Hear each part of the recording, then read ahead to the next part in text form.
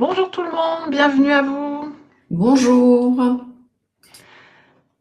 Merci d'être toujours aussi nombreux. Donc aujourd'hui, on va essayer de vous présenter à quoi ressemble une entreprise qui est passée à l'IA. Pour commencer, on va commencer par se présenter nous. On enchaîne parce que le timing est très serré, hein, donc c'est pour ça qu'on vous laisse pas souffler. On démarre. Donc nous sommes toutes les deux bretonnes, moi du nord et Marina du sud. Du sud de la Bretagne. Oui. On est, on est toutes les deux des fans de la tech. On a été directrices informatiques toutes les deux dans diverses sociétés. On est toutes les deux très inspirées par l'innovation, voire inspirant nous-mêmes l'innovation. On était, pour Marina par exemple, déjà sur l'IA il y a plusieurs années, sans dire combien, parce que c'est pas bien. Et on a beaucoup fait de management également, puisqu'on a, là aussi, on va donner un nombre d'années, mais entre 15 et 20 ans de management, chacune. Et pour finir, toutes ces expériences, on les a menées dans des startups, des TPE, dans des PME. On a été dirigeante de PME ou dans des grands groupes, membres de comités de direction. Donc ça nous permet de pouvoir dialoguer avec vous tous, de comprendre vos enjeux et vos contraintes. Et un fil rouge, la tech au service de L'humain, l'humain. très important pour nous. Donc l'intention aujourd'hui, c'est de vous présenter un- une entreprise qui y est passée. Mais avant ça, déjà se poser les questions de pourquoi tant d'entreprises finalement n'y passent pas. Et donc, en effet, si beaucoup d'entreprises restent encore bloquées, c'est pas par manque d'intérêt, ça on le voit tout le temps et partout. C'est plutôt parce qu'elles se retrouvent face à des freins concrets. Alors, le premier frein, c'est de ne pas mesurer le vrai potentiel de l'IA. Très souvent, l'IA, c'est encore réduit à ChatGPT, qui est la partie visible de l'iceberg. Et comme beaucoup viennent maintenant au bureau avec leur IA dans la poche, on peut se dire finalement, qu'est-ce qu'il y a de plus à faire? Et ça, c'est un des premiers freins et un des premiers écueils. Le sujet, c'est la capacité à transformer sa façon de travailler. C'est pas juste l'outil, c'est mieux exploiter l'information, capitaliser sa donnée pour créer des vrais gains métiers. Il y a des études de grands groupes qui observent que 9 organisations sur 10 déclarent utiliser l'IA, mais la plupart, c'est ChatGPT, la partie émergée de l'iceberg. Le deuxième frein que l'on voit beaucoup, c'est mais par où est-ce qu'on peut démarrer? Et ça, c'est un vrai sujet parce qu'entre les promesses, les démonstrations, les outils, les cas d'usage que l'on voit et qui sont possibles, beaucoup d'entreprises voient qu'il se passe quelque chose, mais sans savoir vraiment quel premier pas poser et par où démarrer, ni comment éviter de se disperser. Donc, c'est un vrai sujet de comment et par où on démarre.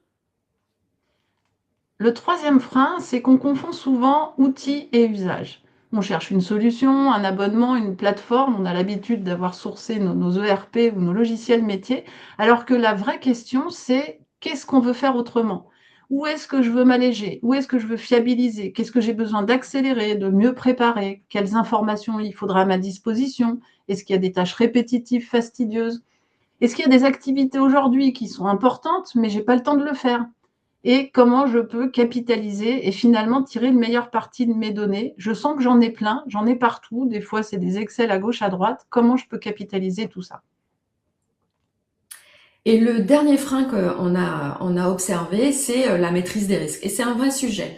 Entre les inquiétudes relayées par la presse, les risques bien réels de confidentialité, de fuite d'informations, d'erreurs, d'hallucinations ou de conformité, comme nous l'avons vu précédemment dans un autre webinaire sur lequel vous pouvez aller regarder le replay, 52% des collaborateurs trouvent que l'adoption de l'IA ne va pas assez vite. Et du coup, ils apportent leurs propres outils au bureau et sans que ce soit mis sous conditions réelles de ce qu'on peut faire et de ce qu'on peut pas faire.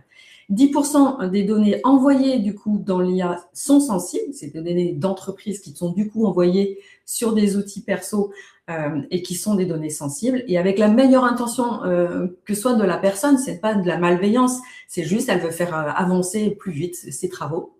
Et donc elle fait peut-être, elle met peut-être sur des IA des données qui sont sensibles. Donc extrêmement important de faire attention à tout ça. Ces cas d'usage non maîtrisés peuvent aussi se télescoper. Donc c'est avec de la RGPD, des droits des affaires, le droit au travail, vos engagements, qui peuvent être aussi mis du coup sur l'IA, la RSE, l'IA Act qui n'est pas du coup en conformité, et créer du coup des failles de cybersécurité aussi. Voilà, donc le but de ce slide, c'était de partager avec vous quels sont les freins qui sont constatés aujourd'hui. Et puis maintenant qu'on a fait ça, on va essayer précisément de les lever, de vous aider à les dépasser en allant visiter à quoi ressemble une entreprise qui y est allée. Alors, Marina, je te laisse introduire la super mise en scène de ce petit reporter. En effet, on va vous faire une mise en scène incroyable avec un peu de science-fiction. Vous allez voir, c'est magnifique. Non, on va rester bien sur nos sièges, mais on va vous faire un caractère un peu démonstratif du webinaire en allant jouer des reporters avec quelqu'un qui sera sur le plateau, qui sera moi, et quelqu'un qui sera du coup sur site, sur le site de l'entreprise, que sera Sandrine. Donc, on va jouer des reporters et visiter une entreprise qui compile un peu tous les retours terrain concrets de plusieurs sites, vous verrez, et qu'à l'exception des cas d'usage qui sont bien réels, on a fait le choix de vous présenter une entreprise du coup qui n'existe pas, mais qui regroupe de nombreux cas d'usage IA que l'on a déjà rencontrés dans les entreprises que l'on a accompagnées. Donc, toute ressemblance avec de vraies personnes, une vraie entreprise est complètement fortuite. Alors, mais Sandrine, pourquoi fictive? Pourquoi on a choisi ça? Alors, deux principales raisons. La première, c'est que tout le monde ne souhaite pas forcément communiquer ouvertement sur ce qui a été déployé. Aujourd'hui, déployer l'IA avec la profondeur d'usage qu'on va essayer de vous présenter ici, ça reste un avantage concurrentiel pour celles qui sont parties. Donc, il y a des obligations, on va dire, de confidentialité, même si certains cas sont beaucoup plus publics. Et petit teasing pour le 6 mai, mais on y reviendra. Et puis la deuxième raison, c'est que faire tenir en 30 minutes un maximum de cas d'usage qui soient explicatifs, ludiques et qui vous donnent un peu la projection, c'est assez ambitieux si on doit prendre plein de cas clients compilés. Donc on a voulu vous faire un best-of le plus illustratif possible de ce qu'on a pu faire avec l'IA et Oriame sur site dans différentes entreprises. Alors, Sandrine, vous êtes notre reporter Oriame sur le site de cette PME qui a pris le sujet l'IA au sérieux. Donc, cette PME s'appelle Électromécanique. Ici, pas de robot à l'horizon, pas de science-fiction, mais quelque chose qui a changé. Est-ce que, Sandrine, tu peux nous dire où est-ce que tu es exactement et ce que tu vois? Oui, tout à fait. Je me trouve devant l'entreprise de Breuil. Bon, j'arrête pour le son. On va vous faire l'histoire d'une PME de 75 personnes. On est à Colomiers parce qu'il y a une grosse audience du Sud-Ouest sur Webikeo. Donc, on vous salue tous. Qui conçoit, assemble et maintient des systèmes électromécaniques pour l'aéronautique, disons. Elle travaille à la fois pour des clients français, à l'export. Il y a des enjeux très concrets de tension de la supply chain, donc vous y retrouverez peut-être pour certains, des délais de fournisseurs et de la coordination. Donc, ce qu'on vous propose, c'est d'aller visiter tous les bureaux de cette entreprise. On ira voir la direction générale, la direction financière, les RH, l'administration des ventes, le commerce, les achats, la supply chain, la qualité et bien sûr la production et la maintenance. Le but étant que chacun puisse piocher des cas d'usage et que vous vous reconnaissiez.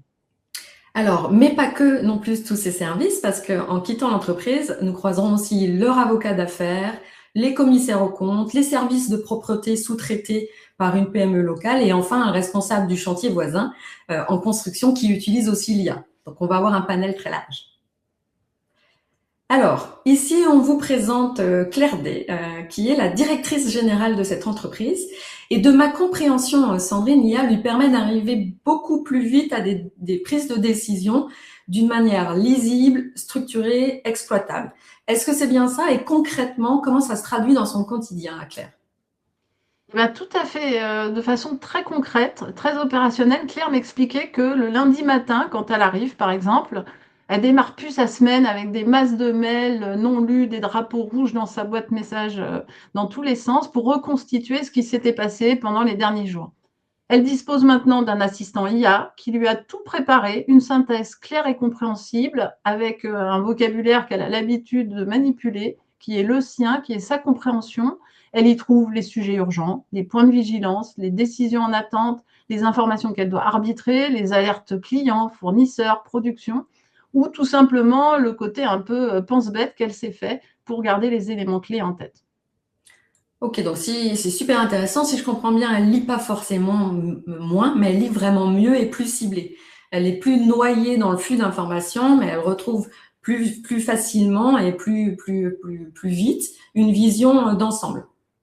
Oui, tout à fait. Et elle m'expliquait que c'est la même chose pour préparer des décisions, des arbitrages. Par exemple, face à un investissement, parce qu'on voudrait une nouvelle ligne ou moderniser la ligne de prod, un changement fournisseur, un sujet d'organisation ou un arbitrage commercial sensible, eh ben, elle s'appuie là aussi sur un assistant auquel elle donne tous ses documents, mais c'est un assistant qui est local, hein, elle m'expliquait, c'est lié aux données de son entreprise, dans son environnement, et les questions de confidentialité sont bien sous contrôle.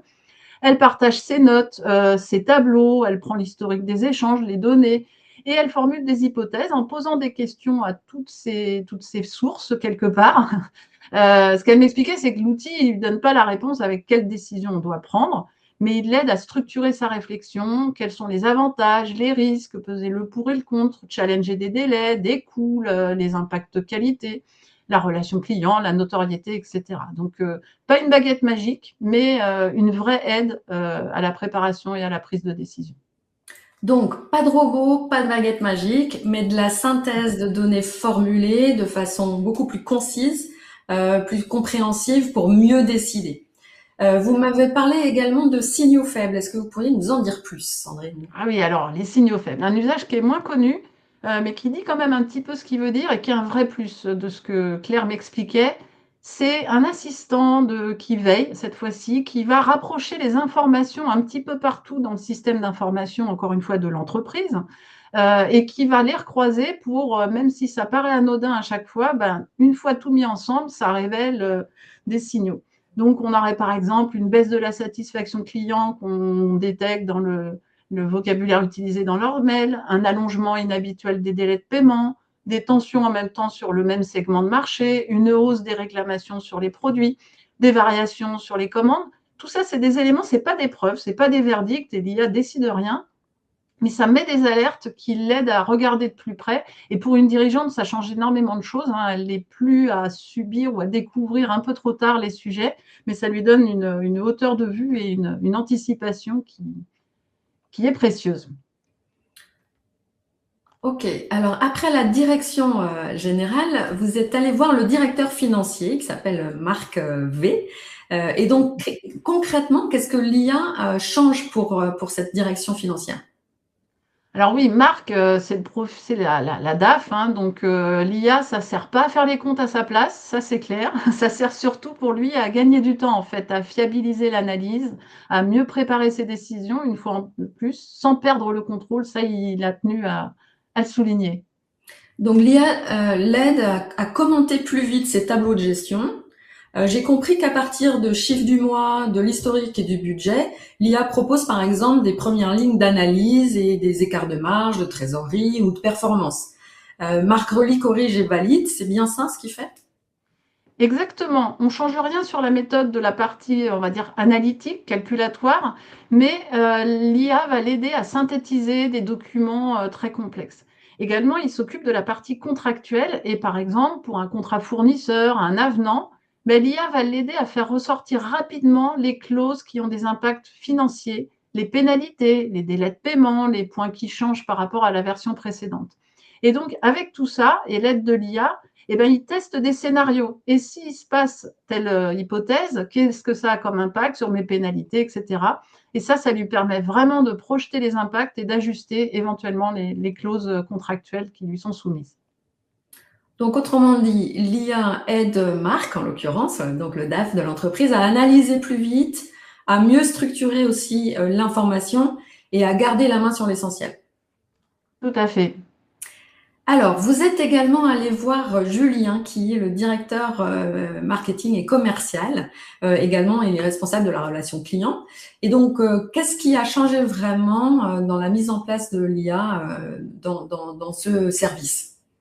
Pour Julien, ce qui frappe tout d'abord, c'est que ce qui a changé, c'est ce qui n'a pas changé, c'est la relation client, la connaissance du terrain. Ça, clairement, par contre, il a plus de temps à y consacrer parce que ce qu'il expliquait, c'est que ça lui faisait gagner du temps sur la préparation en amont, par exemple. il a un rendez-vous important ou un rendez-vous tout court d'ailleurs, eh bien, avec son assistant IA, ça lui synthétise tout l'historique du client avec les données qui se trouvent de part et d'autre dans toute l'entreprise, mais également des données externes sur la santé du client, son affichage sur le web, par exemple. Donc, l'IA récupère des informations un peu partout. S'il y a eu des informations, des échanges avec lui par mail, par SMS, par WhatsApp, ça recentralise. Les derniers échanges aussi, les offres en cours, si j'ai bien compris, les incidents éventuels, les opportunités ouvertes également dans le CRM, et même les actualités marché ou entreprises d'ailleurs, utiles à connaître avant d'entrer dans une réunion pour Julien. Exactement, il arrive mieux préparé, il a une vision claire et 360 degrés de la situation. Et de la même façon, là, on voit la préparation, mais ce qu'il expliquait, c'est qu'il gagne du temps aussi après le rendez-vous. Il repart plus avec des notes éparpillées un peu partout, c'est dans sa tête, et puis on reprend le transport et on rentre. Il va pouvoir dicter ou déposer et numériser son compte-rendu, si c'est des notes manuelles. Et il va pouvoir donner tout ça à l'IA qui va en faire une synthèse propre, qui va dispatcher les besoins, les prochaines étapes, qui va aider à structurer tout ça, pareil, sous la direction de notre directeur commercial, les points de vigilance. Et ça peut aller jusqu'à pré-remplir automatiquement, par exemple, le CRM, à préparer un mail de remerciement qui pourra être relu, validé et sous contrôle envoyé et communiqué au client. Ok. Et donc sur les appels d'offres également ou les propositions, là aussi, j'ai compris que le gain était très concret.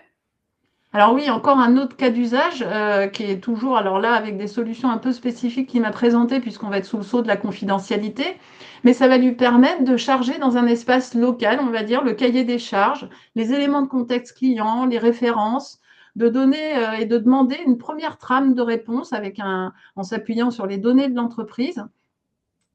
Tout ça, ça va permettre ensuite de laisser la main, bien sûr, au commerce qui va faire sa proposition de réponse avec le support de ses avant-ventes, le cas échéant.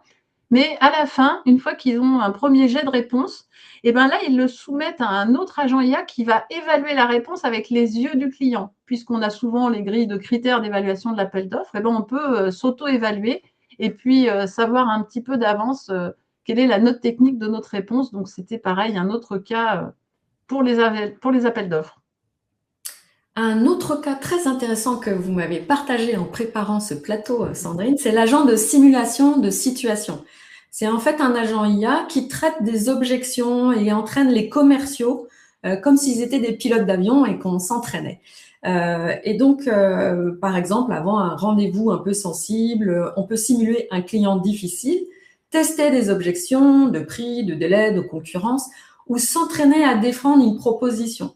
Et d'ailleurs, chers téléspectateurs, vous pourrez vraiment, on aura un autre reportage sur la chaîne Oriam qui sera le 6 mai, qui présentera un peu ces simulateurs avec une entreprise réelle pour le coup. Donc, ne ratez pas non plus le 6 mai par rapport à cette démo spécifique. Et donc, sinon, Sandrine, vous avez rencontré d'autres personnes. Eh ben oui, commercial et marketing. En quittant le bureau, je me suis arrêtée auprès de Salomé, qui était juste à côté, qui est en charge le marketing et la communication. Alors là, chez elle aussi, l'IA est bien installée et depuis longtemps, elle était assez fière d'expliquer qu'elle était dans les premières pour les cas d'usage. Alors bien sûr, ça l'aide à produire du contenu, mais ce qu'elle insiste, c'est pas du contenu à la chaîne. Le but, c'était de lui donner des bras parce que elle peut pas en inventer. Mais par contre, elle tenait absolument que sa griffe, le positionnement de sa marque, son ton, sa ligne éditoriale soient respectés. Et donc, c'est chose faite et elle expliquait qu'elle a plus que gagné du temps. Elle a surtout maintenant une équipe d'assistants communication et marketing qui l'aide et qui démultiplie sa capacité. Alors, en préparant également ce reportage, vous m'avez parlé d'un poste souvent sous tension dans beaucoup d'entreprises, c'est l'administration des ventes. Alors, qu'est-ce que vous avez observé chez Élodie Perrin?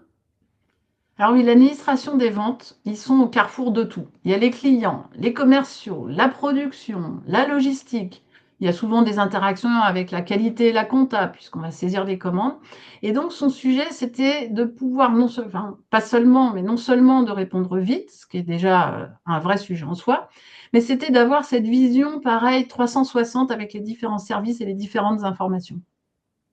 Donc, l'IA intervient d'abord dans le flux entrant? Et bien, par exemple, exactement, chez elle, sur une boîte générique qui est la boîte de réception du contact, on va dire, la porte d'entrée extérieure de l'entreprise, l'IA fait déjà un premier tri. Qu'est-ce qu'est une demande d'information? Est-ce qu'il y a une commande à saisir? Est-ce que c'est une réclamation, une urgence logistique, une relance? Et donc, l'IA va pouvoir analyser tout ça, faire un pré-tri et alimenter directement, avec des agents, le tableau des non-qualités, etc. En somme, elle passe moins de temps à déchiffrer, à redistribuer et davantage à piloter la bonne réponse. Exactement. Et elle m'expliquait aussi que du coup, quand une demande client est floue ou que ça ne correspond pas tout à fait aux conditions qui sont saisies dans le RP, par exemple, eh ben, l'IA l'aide à reconstituer rapidement le contexte. Qu'est-ce qui a été commandé? Qu'est-ce qui a été promis? Qu'est-ce qui a été livré? Qu'est-ce que le client est en train de me dire? Quel service je dois appeler à la rescousse pour répondre? Et ensuite, bah, on a un agent qui aide à pré-rédiger la réponse, qui lui permet de valider et de passer finalement plus de temps dans la relation interservice d'une part, mais avec les clients d'autre part. Donc au fond, le vrai bénéfice pour Elodie, c'est pas juste d'aller plus vite, mais c'est vraiment Non, de libérer du temps pour mieux répondre aux clients et mieux coordonner avec les autres services.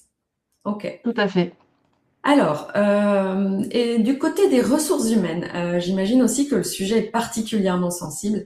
En préparant ce reportage, vous m'avez justement parlé de Nadia, qui tenait beaucoup à remettre un peu de calme sur les représentations de l'IA et notamment de l'ensemble des collaborateurs qu'ils ont sur l'IA. Mais tout à fait. Ce qu'elle disait, c'est très simple. Pas de robots à l'horizon. Par contre, des personnes qui travaillent, et elle insiste sur le côté travailler plus sereinement, en se concentrant plus sur leur métier, en étant plus disponible pour les relations, ce qui est important, y compris le temps qu'on passe à la machine à café avec les collaborateurs.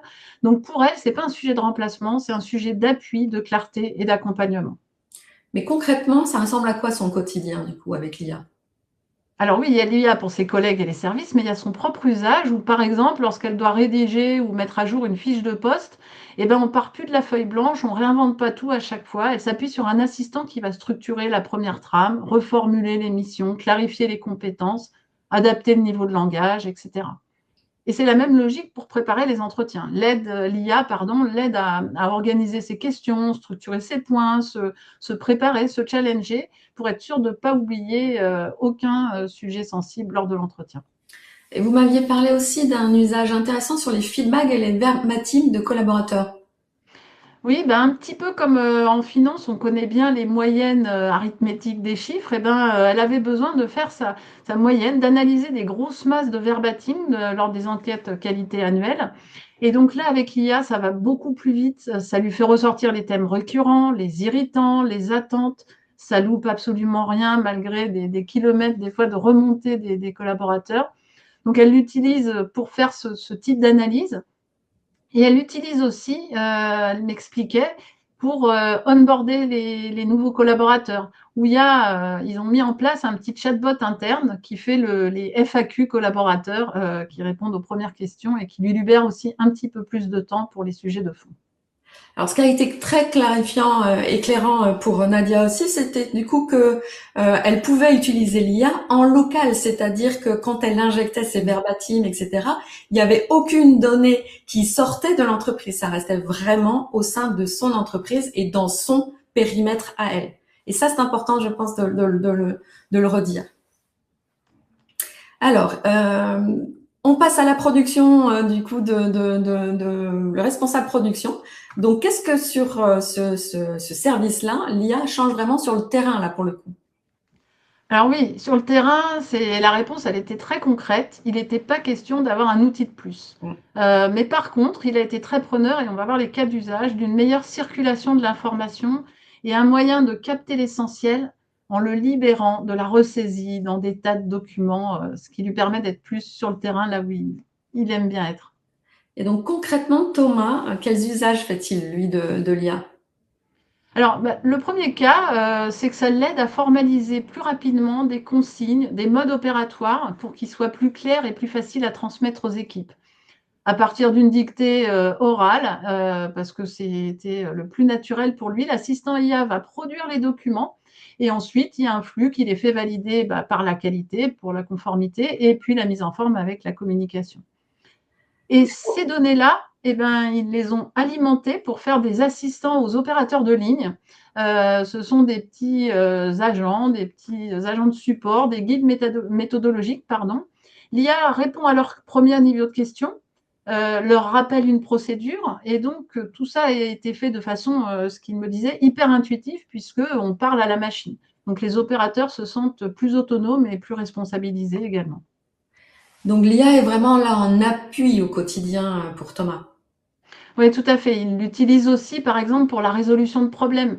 Il a mis sa démarche d'analyse en œuvre dans un agent, et donc maintenant, ça l'aide à croiser plusieurs sources d'informations, à guider les équipes pas à pas dans une analyse, en réunissant autour d'eux des agents IA experts qu'ils se sont constitués pour les différents corps de métier et qu'ils peuvent interroger pour disposer autour de la table dans cette analyse des niveaux d'expertise bien spécifiques de chacun.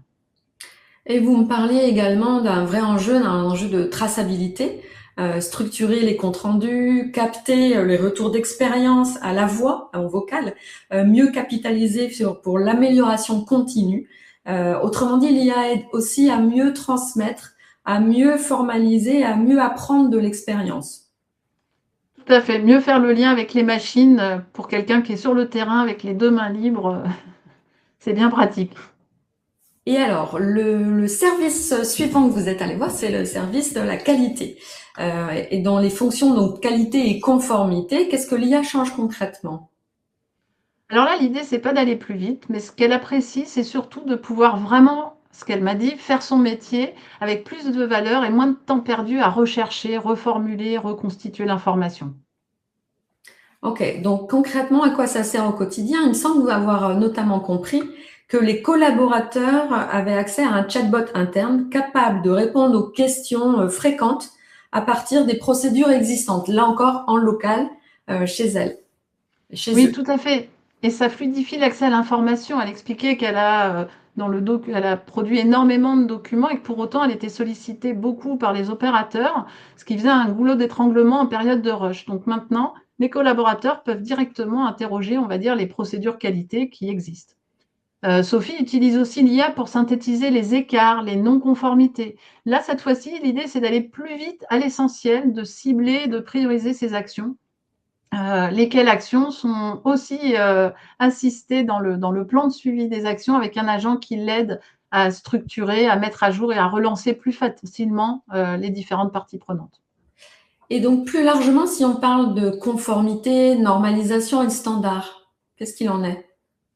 Alors là, c'est un cas d'usage qu'elle aime beaucoup. L'IA l'aide à faire de la veille, à repérer les impacts sur les procédures d'une évolution réglementaire, à structurer les preuves, à analyser les récurrences, à mieux préparer les audits, parce qu'elle peut s'entraîner aussi avec un agent qui lui fait préparer son audit, donc ça renforce la traçabilité, la robustesse documentaire et sa maîtrise de la qualité.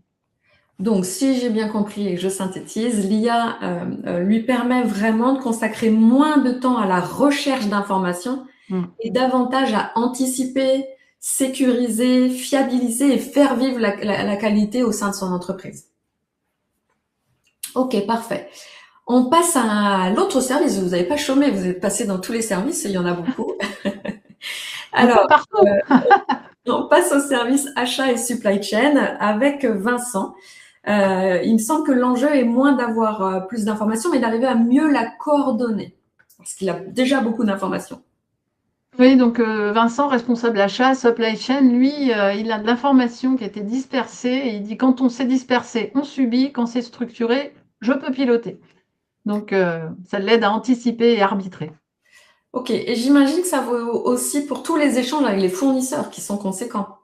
Tout à fait, ça l'aide à synthétiser plus rapidement les échanges, à retrouver l'essentiel et à pouvoir reprendre le fil d'une conversation là où on en était sans perdre trace de tout ce qui s'est dit, sans perdre de temps. Ok. Il me semble que ça l'aide également à préparer plus efficacement ses consultations. Oui, on a vu le côté appel d'offres au niveau du commerce. Et ben, ils font pareil pour leurs propres fournisseurs, pour l'aide à la rédaction de consultations, le benchmark des offres, le challenge des propositions fournisseurs. On peut mettre avec l'IA, comparer des offres qui sont un petit peu variables les unes les autres et les remettre sur un même grille de référentiel comparatif. Écoute des usages pour l'aider au pilotage opérationnel. Alors ça l'aide à structurer le suivi de ses approvisionnements et sur des contextes où la géopolitique vient impacter les choses de façon impromptue ou plus ou moins prévisible. Là aussi, ça l'aide à lire les signaux faibles avec un certain nombre de capteurs de veille qu'il a mis sur le marché et qui l'aident à anticiper pour mieux coordonner les délais et les priorités. Ok, donc il réinvestit tout ce temps gagné et libéré dans la relation avec les fournisseurs pour garder la proximité dans des périodes des fois critiques. Et j'en suis sûre, c'est gagnant-gagnant pour le coup. Clairement.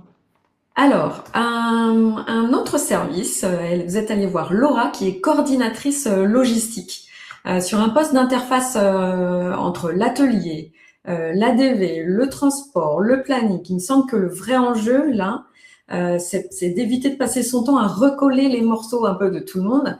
Est-ce que je me trompe ou là encore, vraiment, l'IA peut l'aider à cette coordination? Oui, effectivement, elle est souvent sollicitée. Elle travaille de façon très proche avec la partie achat et supply chain. Et l'idée, c'était que l'IA l'aide à préparer plus vite son suivi, à structurer les informations d'expédition, de réception, de pouvoir restituer très rapidement les réponses aux uns et aux autres pour leur apporter tous les éléments eux-mêmes de réactivité et de décision. Ok, donc ce qui a changé pour Laura, c'est qu'elle perd moins de temps et moins d'énergie à rassembler, à vérifier, à reformuler de l'information. Du coup, elle peut se concentrer davantage sur tout ce qui est veille, anticipation et coordination. Ok. Oui, tout à fait. Il- Elle a également ses petits agents de veille pour anticiper sur les impacts, les risques d'un retard et puis faire des tests de qu'est-ce qui se passerait si je suis en retard et pour pouvoir remonter et alerter la direction. Ok. Alors, ensuite, vous avez rencontré Karim. Karim, lui, il est responsable de la maintenance. C'est un métier très terrain, très opérationnel. Comment l'IA fait pour aider à gagner en réactivité et en fiabilité sur le service? Bah, effectivement, là, on arrive au bout de la chaîne, après la production, la qualité, etc., la maintenance. Donc, pour Karim, à la maintenance, l'IA, c'est pas là pour réparer, on n'a pas de robot. En revanche, elle l'aide à retrouver plus vite la bonne information. Par exemple, parce qu'elle arrive à digérer pour lui toutes les notices d'utilisation, les documentations fournisseurs. Et Karim peut alors juste poser des questions à cette base documentaire qui est en local. Et l'IA lui donne la réponse et les sources pour pouvoir retrouver le détail, avoir les plans sous les yeux qui sont quand même après l'élément de repère. Et pour les réparations, j'imagine que ça commence aussi là, dès le premier niveau d'analyse. Tout à fait. On a une sorte d'appui au diagnostic de premier niveau. Karim a configuré des assistants IA avec des checklists d'intervention, des points de vérification pour ne rien oublier. Et les équipes sont ainsi épaulées. Elles ont cet assistant, elles peuvent poser des questions à Karim à toute heure des trois cycles de 3 fois 8 et de se faire guider pas à pas en bénéficiant de l'expertise et de la méthodologie, de l'organisation que Karim a donnée à son service. Ok. C'est utile ça, parce que ça va plus vite, mais ça sécurise les interventions. Et puis pour les nouveaux, bah, ça leur permet d'être tout de suite embarqués. Et ça limite pas le gain au diagnostic lui-même. Non, et il s'en sert également, lui aussi, pour formaliser des comptes rendus, de la documentation, de la remontée d'informations en interne. Ça n'a pas remplacé son geste métier, mais ça lui a libéré les mains en dictant à la machine ce qu'elle a les remonter pour que ça soit vite partagé. Ok, donc allons voir maintenant les métiers qui sont plus en transverse. Et on commence avec Maître Amandine Rivière, qui elle est avocate conseil de l'entreprise. L'IA accélère, si j'ai bien compris, très nettement tout ce qui relève là plutôt de la préparation. Donc ça peut l'aider à synthétiser des pièces, à préparer des trames contractuelles, à comparer des versions, et ça c'est très utile, comparaison, on gagne énormément de temps. Extraire aussi des clauses pour pouvoir vraiment mettre en lumière certaines clauses sur lesquelles elle veut travailler. Structurer aussi une note. Donc, elle remplace pas évidemment ni l'analyse juridique, ni la responsabilité professionnelle, mais elle fait gagner énormément un temps précieux sur la lecture, la préparation, la mise en forme, avec un niveau d'exigence élevé qu'elle a injecté elle-même, c'est son niveau d'exigence, sur la confidentialité, sur la rigueur et sur la qualité rédactionnelle. Donc on voit qu'effectivement, en dehors de notre industrie, les avocats peuvent tirer profit de l'IA. Autre profession qui était dans les locaux, les commissaires aux comptes qui étaient présents sur place et là aussi l'IA n'est pas utilisée pour substituer au jugement professionnel ni à la responsabilité, mais elle l'aide à mieux lire, à mieux rapprocher, à mieux commenter. Concrètement, par exemple, ça lui permet de parcourir plus rapidement des documents volumineux, de faire des synthèses de dossiers, de faire ressortir les écarts qui méritent une investigation, de faire le bon filtre, de préparer plus rapidement les commentaires. On est donc sur un apport où c'est pas une confiance aveugle et un remplacement de la partie analytique, mais une assistance, une aide qui renforce à la fois la qualité de revue par son exhaustivité, la structuration des constats et la capacité à concentrer son attention là où il y a les vrais points de vigilance finalement. On continue du coup avec Justine. Justine, elle est référente propreté multisite, donc là encore une autre activité complètement différente et une autre facette de l'utilisation de l'IA, très éloignée là pour le coup des usages de bureau.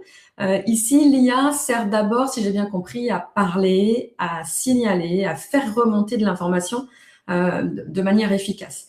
Donc des remontées vocales terrain pour que ce soit pratique et efficace, des transformations de compte rendu structurés, des signalements d'incidents, des checklists assistées.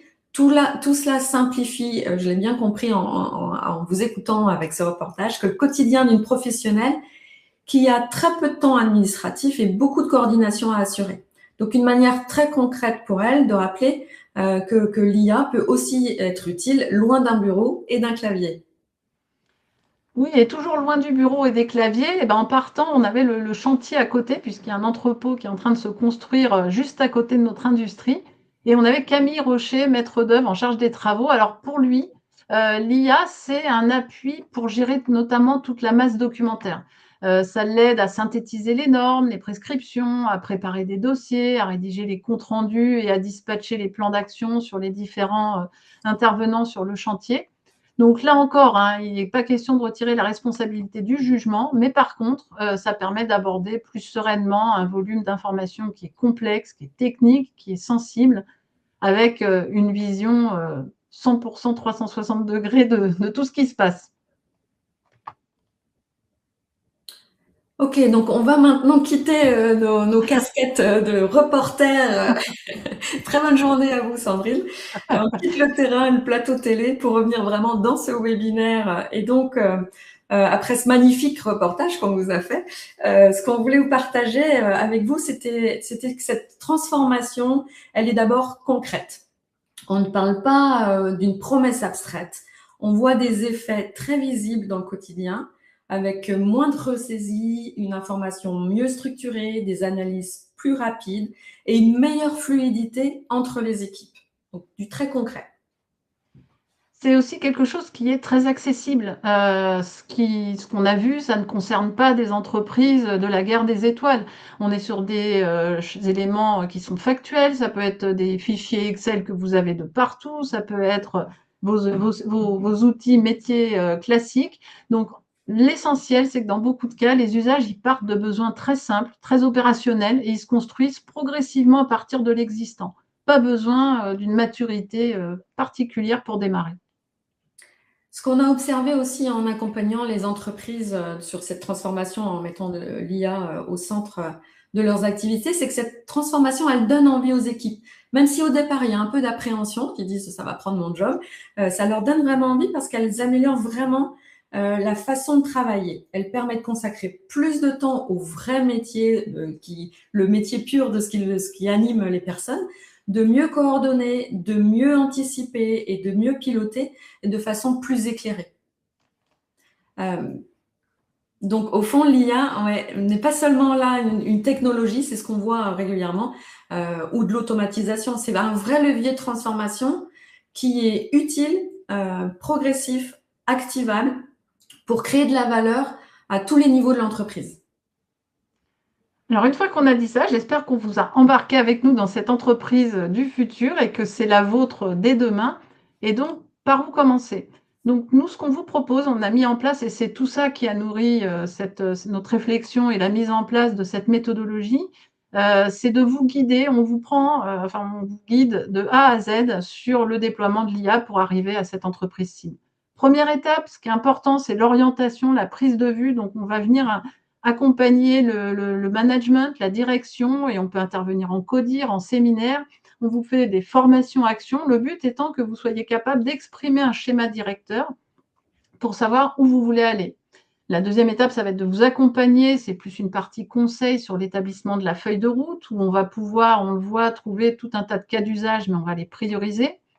La troisième étape sera de mettre en place le cadre, la charte, la gouvernance, vous accompagner sur le choix des bons outils, vous accompagner sur les rituels à mettre en place pour être tout de suite conforme et cohérent par rapport aux obligations. La quatrième étape, ça va être l'appropriation. On voit qu'il n'y a pas un service qui est épargné, il n'y a pas une entreprise qui ne puisse pas bénéficier de l'IA. Chacun a ses propres cas d'usage et donc on met en place l'appropriation par l'embarquement des équipes. Il faut leur expliquer comment ça marche, il faut identifier les freins, les former, les accompagner.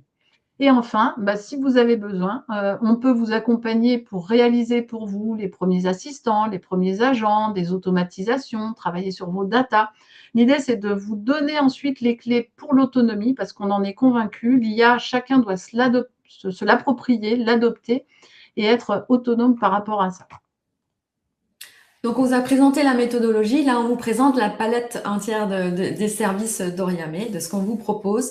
Et vraiment, en effet, là, pour vous dire que on peut être là à tous les niveaux de votre parcours pour mettre en place de l'IA, depuis le tout démarrage pour savoir où vous démarrez, jusqu'à vraiment la mise en place avec les équipes et le suivi.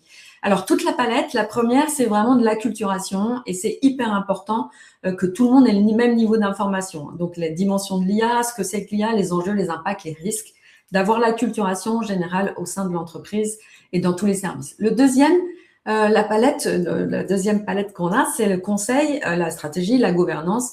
Sandrine, vous l'avez parlé, la gouvernance, elle est hyper importante pour savoir qu'on a un socle commun et qu'est-ce qu'on fait avec ce socle commun et comment on écrit ensemble aussi la trajectoire et la feuille de route.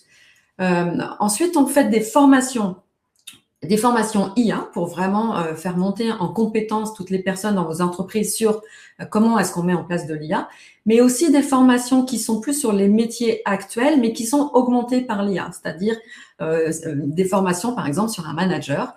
Mais du coup, c'est quoi les clés pour un manager aujourd'hui? C'est quoi les clés également en utilisant l'IA pour un manager? La partie accompagnement et réalisation technique, c'est-à-dire que vous pouvez avoir des gens qui ont peut-être de l'appétence technique et des services informatiques.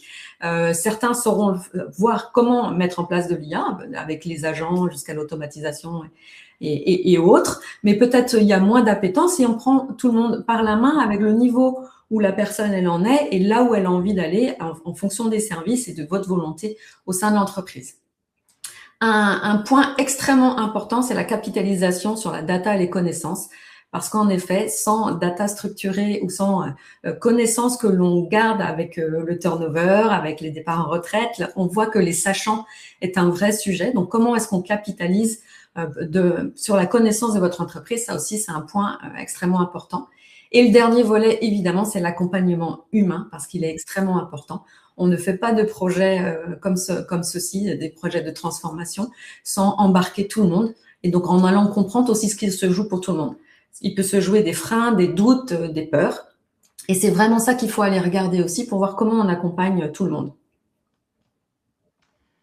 Donc, on voit qu'on a par où commencer et comment s'y prendre. On vous accompagne de A à Z avec une méthode, avec une palette d'outils, de prestations, de services.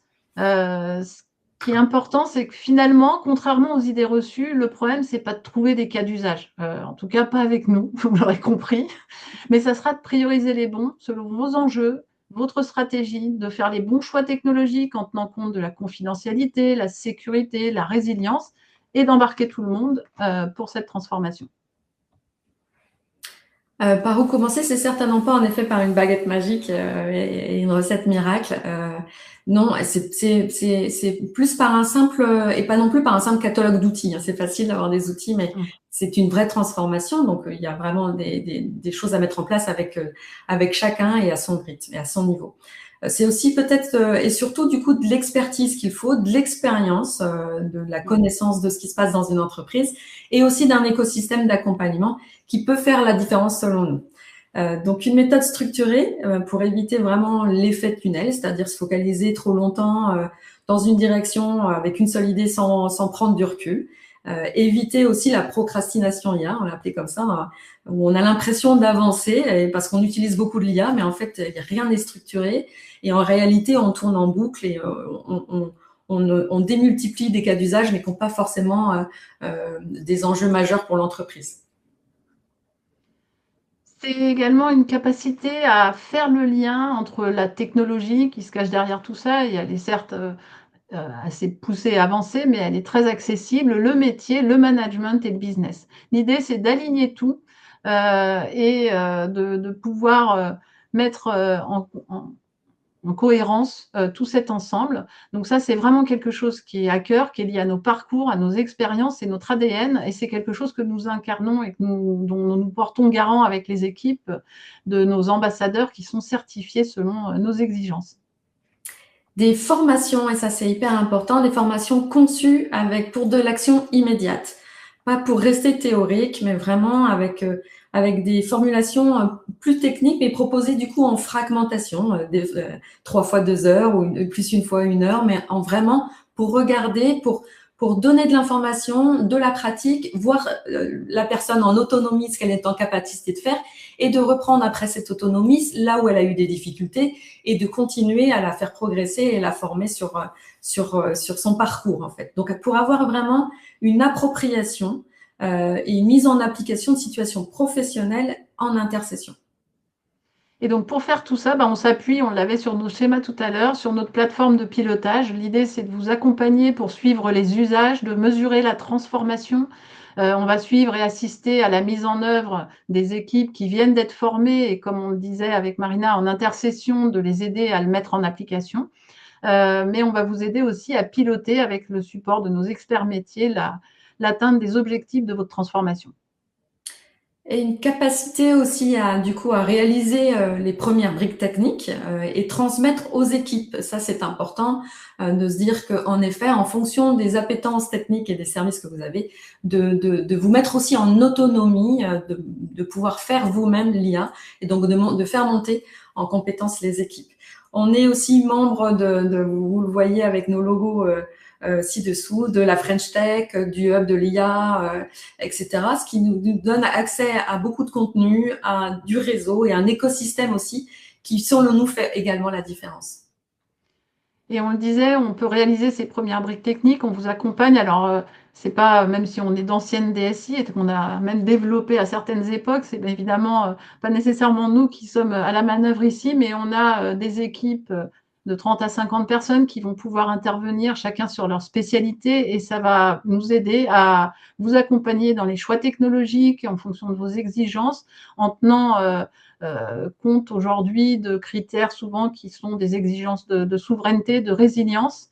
On va pouvoir vous conseiller et bâtir avec vous des solutions IA qui seraient faites à partir de briques open source, c'est-à-dire des composants logiciels dont le fonctionnement et le code sont ouverts et accessibles et qu'on va vous accompagner dans un déploiement en toute autonomie sur vos serveurs. Eh ben, on arrive, on a un petit peu dépassé, mais pas de beaucoup. 3 minutes, mais on passe très vite. Pour vous dire au revoir, donc alors déjà, je ne sais pas s'il y a des questions qu'on va pouvoir peut-être prendre. Pour l'instant, il n'y a pas de questions. Il n'y a pas de questions. Eh ben, c'est qu'on était très, très clair. J'espère. On espère pour vous que vous aurez du coup pu vous projeter un petit peu en voyant les différents services et en imaginant vos équipes et vous-même à ces stades-là. On espère que ça aura été instructif et que ça vous donne la conviction que c'est accessible, que c'est enviable.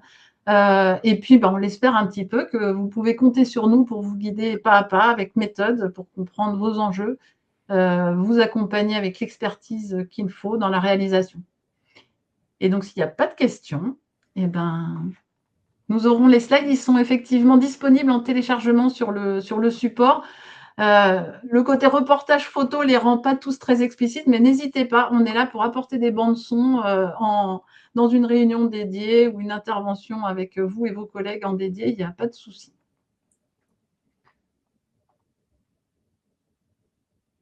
Merci pour ces retours. N'hésitez pas à les préciser dans l'évaluation qui vous sera donnée.